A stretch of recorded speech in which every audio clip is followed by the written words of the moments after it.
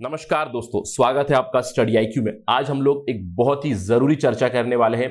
International relation से जुड़ा हुआ डिस्कशन है। हम लोग बात करने वाले हैं दो देशों के संबंध, that is India and Germany relations के बारे में बात करने वाले हैं। हम लोग ये डिस्कशन क्यों कर रहे हैं? देखिए, हाल ही में आप देख सकते हो मिनिस्ट्री ऑफ एक्सटर्नल अफेयर्स की ये खबर है, एक कॉमेमोरेटिव पोस्टेज स्टैंप रिलीज किया गया। इंडिया की तरफ से एक स्टैंप और जर्मनी की तरफ से एक स्टैंप रिलीज किया गया।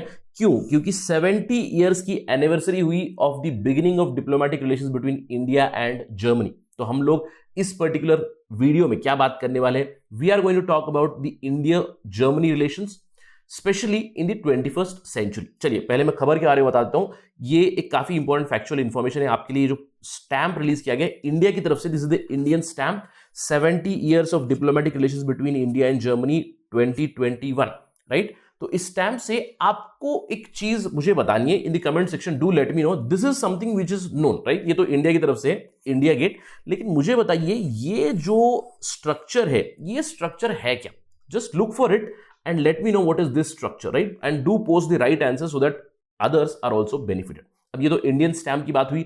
ये जो जर्मन स्टैम्प था, ये German stamp was very simpler. India का फ्लैग, जर्मनी का फ्लैग एंड भारत जर्मनी लिखा गया हिंदी में, और यहां पे जर्मन लैंग्वेज में लिखा गया India and Deutschland, that is Germany celebrating 70 years of diplomatic relations.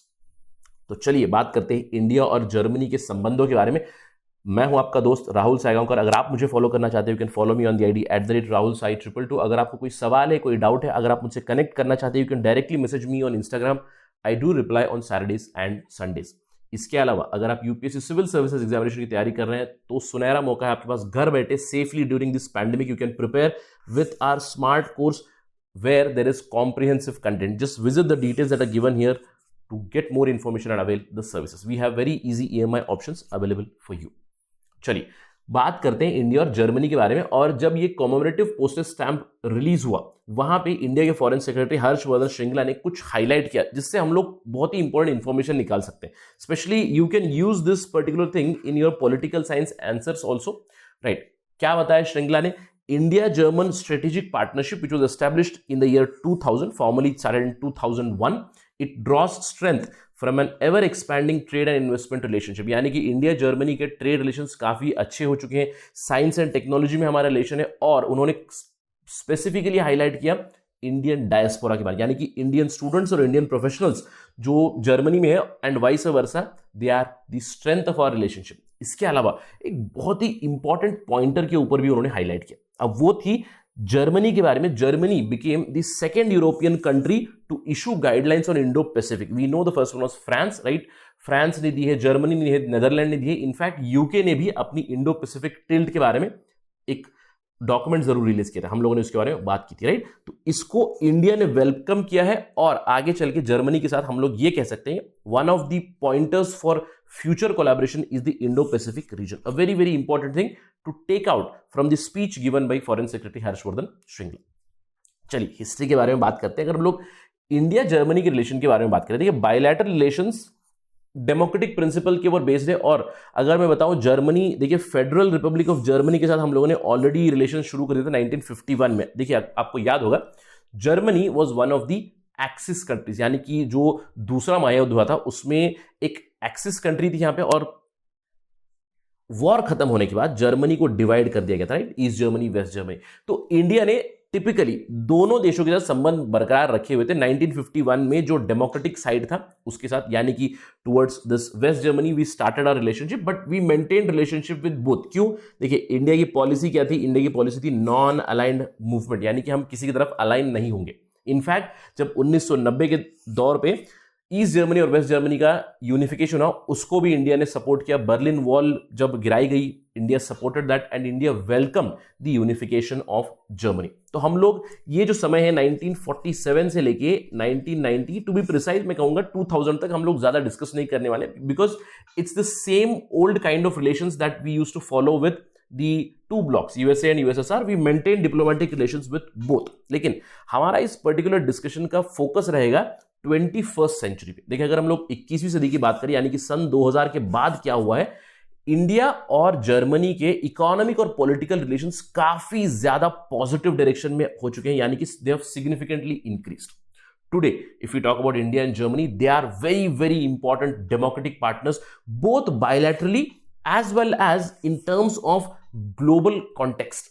इसके बारे में हम लोग थोड़ी देर में बात करेंगे. देखिए, सन 2000 में ही इंडिया और जर्मनी ने डिसाइड किया कि हम लोग एजेंडा बनाएंगे for Indo German partnership in 21st century, और इन्होंने नींव रखी हमारी स्ट्रेटेजिक पार्टनरशिप की. और फॉर्मली 2001 में Indo German strategic partnership began, यानी कि इंडिया और जर्मनी स्ट्रेटेजिक पार्टनर से 2001 से ही. देखिए, अगर मैं जर्मनी की बात करूं स्पेसिफिकली, जर्मनी कुछ सेलेक्ट कंट्रीज में से है जिनके साथ हम लोग इंटर गवर्नमेंटल कंसल्टेशन रखते हैं. देखिए, फॉर इंस्टेंस मैं याद से आपको बता सकता हूं कि रशिया के साथ हमारे इंटर गवर्नमेंटल कमीशन, यानी कि गवर्नमेंट्स के बीच डिस्कशन होती है. इनफैक्ट रशिया के साथ it happens every year, right, but with Germany it happens biannually, यानी कि 2 साल में एक बार. शुरुआत हुई थी 2011 में, उसके बाद हर 2 साल में एक बार ये जो इंटर गवर्नमेंटल कंसल्टेशन होती है it happens, right. So this year probably in 2021 we are going to have again, but याद रखना है आपको अभी तक 5 इंटर गवर्नमेंटल कंसल्टेशंस हुए जिसमें काफी ज्यादा डेवलपमेंट हुई है. जैसे कि मैं आपको बता सकता हूँ कि जो सेकंड और थर्ड इंटर गवर्नमेंटल कंसल्टेशन हुई थी उसके बाद जो डार्ड स्कॉलरशिप होती है, आई एम क्वाइट श्योर कि बहुत सारे स्टूडेंट्स ने डार्ड स्कॉलरशिप के बारे में सुना है. It's a exchange programme between India and Germany. इसके तहत बहुत सारे इंडियन स्टूडेंट्स जर्मनी में स्टडी कर चुके हैं, बहुत सारे जर्मन स्टूडेंट्स इंडिया में स्टडी कर रहे हैं. सो इसको फाइनलाइज किया गया था. जो चौथी इंटर गवर्नमेंटल कंसल्टेशन थी वहां पे 12 डॉक्यूमेंट साइन किए गए थे, और फिफ्थ इंटर गवर्नमेंटल कंसल्टेशन में 1 डजन से भी ज्यादा अग्रीमेंट साइन किए गए थे इंडिया और जर्मनी के बीच. So it's a very very important pointer for Indo German relations. अब इसके अलावा अगर हम लोग बात करें, देखिए इंडिया जर्मनी के रिलेशंस अगर हम लोग जब भी बात करते हैं तो काफी पॉजिटिविटी से बात करते हैं. जैसे कि अगर हम लोग ट्रेड रिलेशन में बताएं, सन 2000 से लेकर specially in the 21st century our trade has increased a lot, और 2018 में it reached a record 20 billion euros, which is an achievement of sorts between these 2 countries. अब देखिए, जब भी हम लोग इंडो जर्मन रिलेशंस की बात करते हैं 2 पहलू से देखने की जरूरत है. बायलैटरली हम लोग जर्मनी के साथ डील करते हैं, और इन टर्म्स ऑफ ग्रुप रिलेशंस या फिर मल्टीलैटरल रिलेशन अगर हम लोग बात करें तो Germany is also part of European union, तो हम लोग ईयू के साथ भी डील करते हैं through Germany, right. But in general here we are talking about the bilateral relations. तो बायलैटरली इंडिया और जर्मनी के trade relations they have reached $20 billion. In terms of FDI, Germany से काफी एफडीआई है इंडिया में. Cumulatively अगर हम लोग बात करें 21वीं सदी में around $12 billion in terms of US dollars, this has come in India in the last 20 years, which is again a very very huge contribution, right? इसके अलावा अगर हम लोग बात करें at the global level, देखिए इंडिया और Germany at the global level they are shaping up the world order. कैसे? इंडिया जर्मनी दोनों एक गुट के भाग है, G4 के भाग है. इसके अंदर इंडिया जर्मनी तो है ही, इसके अलावा we have Japan and Brazil, जो चारों सीख कर रहे हैं यूनाइटेड नेशन सिक्योरिटी काउंसिल की परमानेंट सीट. तो ये लोग यूनाइटेड नेशंस सिक्योरिटी काउंसिल में रिफॉर्म लाने की कोशिश कर रहे हैं, और यहां पे काफी कन्वर्जेंस है दोनों के बीच.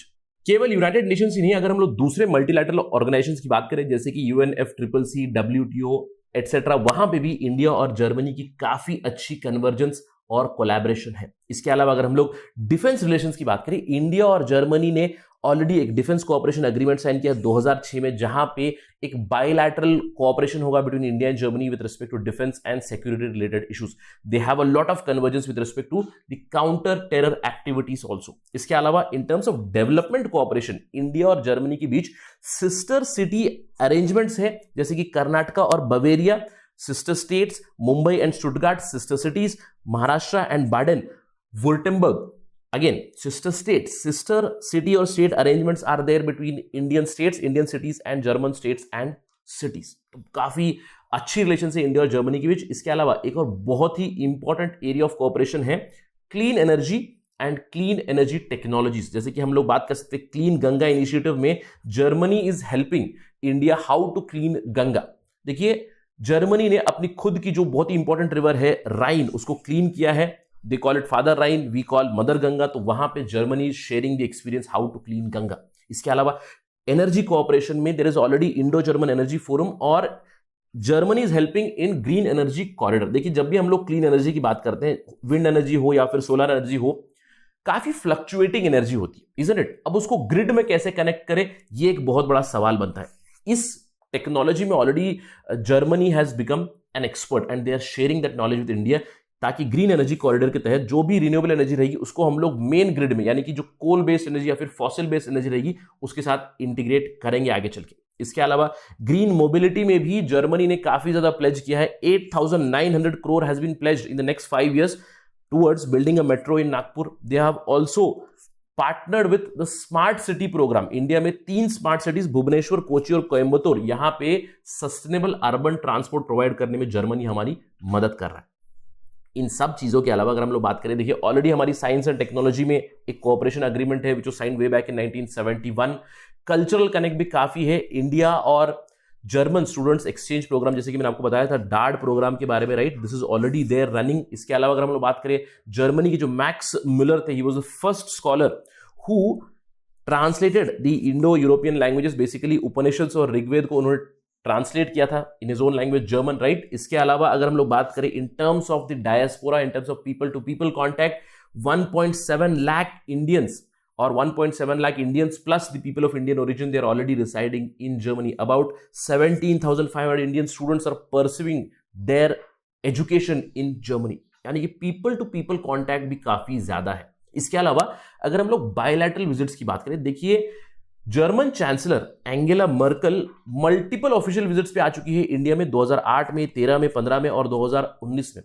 लेकिन अभी 2021 सितंबर में she is going to end her term and she has said that she is not looking for another term. तो आगे जो भी लीडर आएगा जर्मनी में, we hope that German chancellor will also enhance the relations with India. लेकिन India की तरफ से अगर हम लोग बात करें, prime minister Modi, he has visited Germany thrice as a state visit itself. 2017 में ही 2 बार विजिट कर चुके हैं, 2015 में 1 बार विजिट की थी उन्होंने। अब यहां तक जो हम लोगों ने बात की, काफी पॉजिटिव बातें की, isn't it? लेकिन इज एवरीथिंग हंकी डोरी बिटवीन जर्मनी एंड इंडिया? देखिए किसी भी देश के साथ अच्छे संबंध तो रहेंगे, लेकिन कुछ प्रॉब्लम एरिया जरूर रहेंगे। अब जर्मनी के साथ जब हम लोग बात करेंगे, देखिए इन टर्म्स ऑफ ईयू बिल्कुल है, क्योंकि इंडिया और ईयू की जो बायलैटरल इन्वेस्टमेंट एग्रीमेंट चल रही है उसके ऊपर ज्यादा प्रोग्रेस नहीं हो रहा है, तो उसकी वजह से ऑब्वियसली जर्मनी को थोड़ी सी प्रॉब्लम जरूर है। लेकिन इन जनरल अगर हम लोग बायलैटरली बात करें इंडिया और जर्मनी के बीच, yes, difference of opinion would be there, क्योंकि Germany is a developed country, India is a developing country, तो इन दोनों के बीच जो भी डिसएग्रीमेंट है वो सुपरफिशियल लेवल पे, जैसे कि अगर मैं उदाहरण के तौर पे आपको बता दूं, जिस तरह से हम लोग लिबरलाइज करते हैं that is way slower compared to Germany. So Germany has problems with Indian level of economic liberalization, Indian stringent FDI rules. इसके अलावा अगर हम लोग बात करें, देखिए in terms of IPR regime, Germany would want a stronger IPR regime from India. या फिर हम लोग कुछ हद तक कह सकते हैं जम्मू एंड कश्मीर मुद्दे पे भी with respect to human rights violation, Germany has commented a couple of times, but again these two countries have superficial issues, ऐसा नहीं कि रिजॉल्व नहीं हो सकते, फंडामेंटल लेवल पे कोई डिसएग्रीमेंट नहीं है, superficial issues are there which we hope will be resolved and the relations would be going forward. लेकिन अगर हम लोग एक वे फॉरवर्ड की बात करें, देखिए एक वे फॉरवर्ड पे मैं एंड करना चाहूंगा हमारा डिस्कशन। गुरजीत सिंह जो फॉर्मर एम्बेसडर रह चुके हैं जर्मनी के लिए, वो कहते हैं Indo German relations yes they have springboarded, यानी कि काफी पॉजिटिव रिलेशंस रहे, लेकिन somewhere they are plateauing. What is needed is right now some sort of a new re-engagement is needed, और he suggests 4 basic areas for re-engagement for India and Germany. अब वो क्या है? पहला है collaboration with respect to high speed railways, क्योंकि हम लोगों ने कोलैबोरेट किया है जापान के साथ, we can collaborate with Germany also. We are looking for high speed railways, right, development, तो वहां पे हम लोग जर्मनी को बुला सकते हैं, या फिर हम लोग स्ट्रेटेजिक फाइनेंसिंग इनिशिएटिव जो है एशिया के लिए, उसके अंदर जर्मनी को इन्वॉल्व कर सकते हैं। हाईटेक पार्टनरशिप ग्रुप रिवाइवल, देखिए ये हाईटेक पार्टनरशिप ऑलरेडी 2013 में इंडिया और जर्मनी के बीच चल रही थी, लेकिन it has taken a back burner, he says we need to revive it. इसके अलावा Germany as a defence industry partner is going to help India a lot to basically reinvigorate the relations between India and Germany, और we all started with that discussion, right? We started with the Indo-Pacific, तो यहाँ पे probably हम लोग एक 5वां area भी add कर सकते हैं, इंडो पैसिफिक में कोलैबोरेशन विद जर्मनी, तो this would become a way forward for India Germany relations to move ahead. A very very important prescription by former ambassador Gurjeet Singh. Let me end my discussion with that note. Thank you for watching. Jai Hind.